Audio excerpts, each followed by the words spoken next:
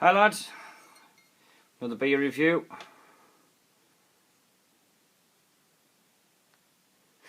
Time for the intro.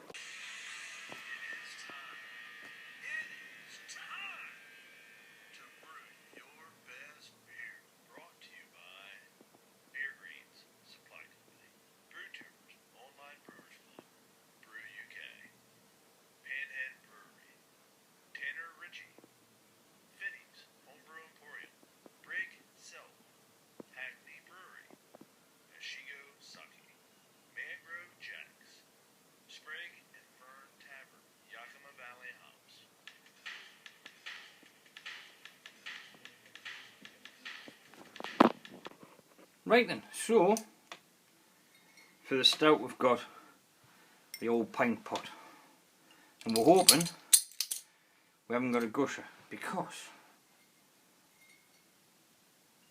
I really don't want this to make a mess. I haven't got a table. Right, hang on, right. We'll just make a bit of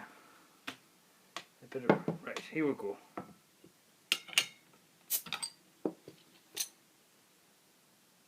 Alright. And this hasn't been in the fridge because I wouldn't put a stout in the fridge. Oh, that smells beautiful.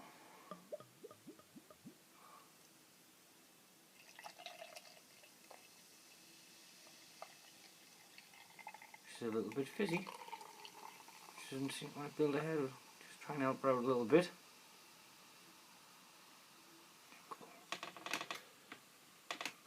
Just a little bottle we see, but we don't mind. In any case, it's a chocolate stout, 6%, and the head has disappeared straight away, which, as you all know, doesn't really affect my world too much. The head retentions. See, this smells very much like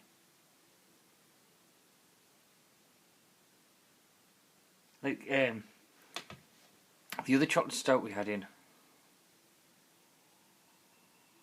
I can't remember whose it was, but it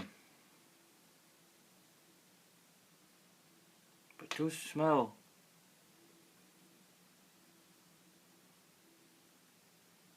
See, I like stout, right? And some of the stouts you get like from commercial brewers, the chocolate in them just, it's like, I reviewed one and says it was like someone had put chocolate powder in scotch. And I don't understand why the commercial brewers add all this rubbish instead of just using a chocolate malt. Because this smells beautiful. Dark chocolate. I'm not sure if there's a little bit of coffee on the back of it as well. That might just be the roasted barley. So in any case, let's delve in.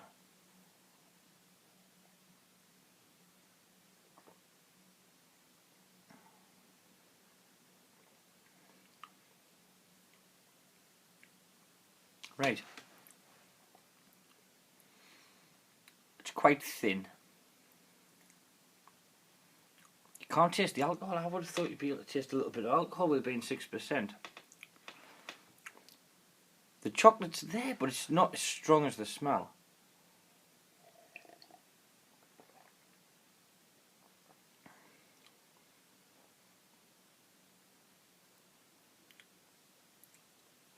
There's a funny little flavour there in the background. I can't pick out what it is.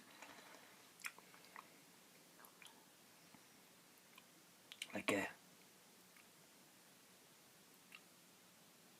not sure. I'll come back to you. Just 1 second. Give us a chance. Right.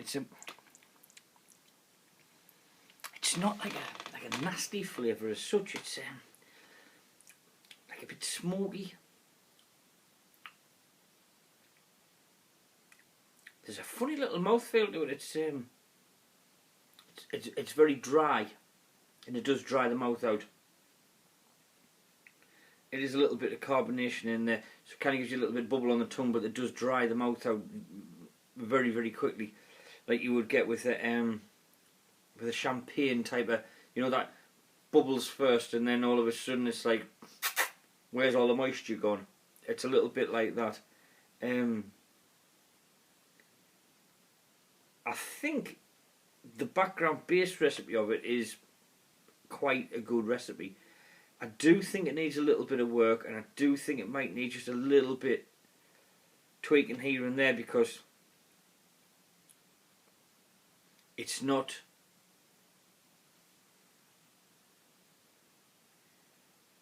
bringing the party to you. You know what I mean? It's not a bad beer.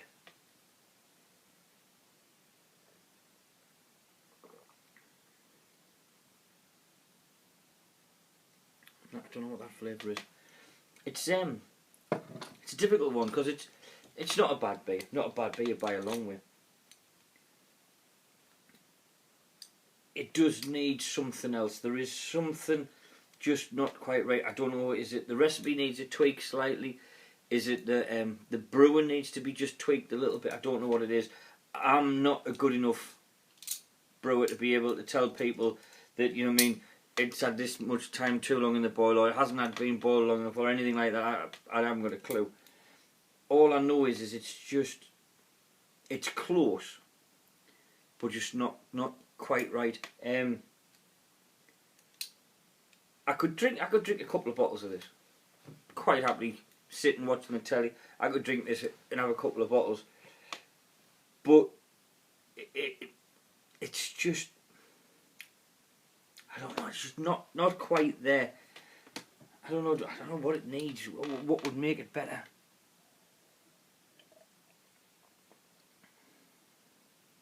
Whatever that, like, maybe a bit metallic-y taste it is. I don't know what it is. There's a little funny flavour in there at the background. Whatever that is, that shouldn't be there. I know that. And it's the dryness of it at the end. It really is a dry finishing beer. That might be to some people's palate. That really, not for me. It's just too dry on the finish for my liking. But I'll drink it. And as I said, I could have another couple, but it's not quite there. Anything is, see you in a bit, boys.